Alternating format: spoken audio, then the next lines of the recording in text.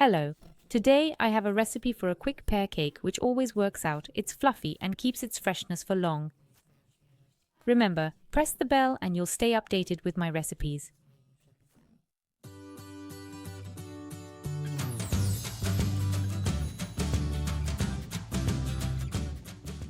Here's a list of needed ingredients. You can find the same list in the description under the video. Under the video, I also add a blog link where you can see all my recipes.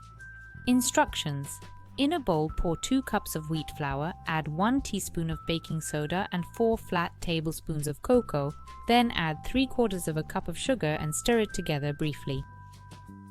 In another bowl, crack 2 whole eggs, add a cup of buttermilk and half a cup of oil and again stir everything together with a spoon or whisk. Mix the dry ingredients with the wet ones, and it's best to do this in smaller parts, then it'll be easier for us to mix everything. Stir it briefly, just until the ingredients combine. The mix doesn't have to be uniform. It's important that you can't see flour in the dough.